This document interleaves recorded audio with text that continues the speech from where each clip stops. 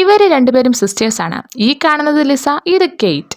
ഇവര് രണ്ടുപേരും കൂടെ മെക്സിക്കോയിൽ വെക്കേഷൻ ആഘോഷിക്കാൻ വന്നിരിക്കുകയാണ്. സ്വിമ്മിംഗ് പൂളിൽ കുറച്ച് ടൈമൊക്കെ സ്പെൻഡ് ചെയ്തതിനു ശേഷം ഇവർ ഡ്രിങ്ക്സ് കഴിച്ചുകൊണ്ടിരിക്കുകയാണ്. കെയ്റ്റ് ആണെങ്കിൽ ലിസയോട് നിന്റെ ബോയ് ഫ്രണ്ട് കൂടി ഉണ്ടായിരുന്നെങ്കിൽ നല്ല രസമായിരുന്നു എന്നൊക്കെ പറയുന്നുണ്ട്. അതിന് ലിസ ജസ്റ്റ് ഒന്ന് സ്മൈൽ ചെയ്യുക മാത്രമാണ് ചെയ്തത്. അന്ന് രാത്രി കെയ്റ്റ് ഇടയ്ക്ക് ഉണർന്ന് നോക്കിയപ്പോൾ കൂടെ കിടന്ന ലിസയെ കാണാനില്ല. അവൾ ആ പൂൾ സൈഡിലിരുന്ന് കരയുകയായിരുന്നു. അവളോട് പോയി കാര്യം തിരക്കിയപ്പോഴോ അവള് ബ്രേക്കപ്പ് ആയി എന്ന് സത്യം കെയ്റ്റിനെ അറിയിക്കുന്നു. അവളൊരു ബോറിംഗ് പേഴ്സൺ ആണെന്നൊക്കെ പറഞ്ഞാണ് അവളുടെ ബോയ് ഫ്രണ്ട് അവളെ ഇട്ടിട്ട് പോയത്. അവളൊരു ബോറിംഗ് പേഴ്സൺ അല്ലെന്ന് തെളിയിക്കുന്നതിന് വേണ്ടിയിട്ടാണ് അവൾ ഈ ട്രിപ്പിന് വന്നത് തന്നെ.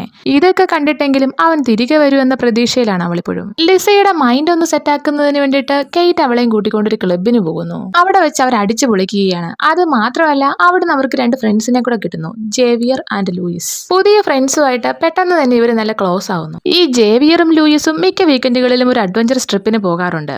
ഭീമാകാരനായ ഷാർക്കുകളെയൊക്കെ നേരിട്ട് കാണാൻ പറ്റിയ കേജ് ഡൈവിംഗ്, അതായത് ഒരു ഇരുമ്പ് കൂടിനുള്ളിൽ ഫുൾ സേഫ്റ്റി മെഷേഴ്സോട് കൂടെ കടലിനുള്ളിൽ ഇറങ്ങാനും അതുവഴി ഷാർക്കുകളെ നേരിട്ട് കാണാനുമുള്ള ഒരു സജ്ജീകരണമാണിത്. സംഭവം സേഫ് ആണ്, ഇവരിടയ്ക്കിടയ്ക്ക് പോകാറുള്ളതാണ്, ഒരു $100 കാര്യമേ ഉള്ളൂ എന്നൊക്കെ പറയുന്നത് കേട്ടപ്പോഴേക്കും കെയ്റ്റ് ആകെപ്പാടെ അങ്ങ് ഇൻട്രസ്റ്റഡ് ആയി.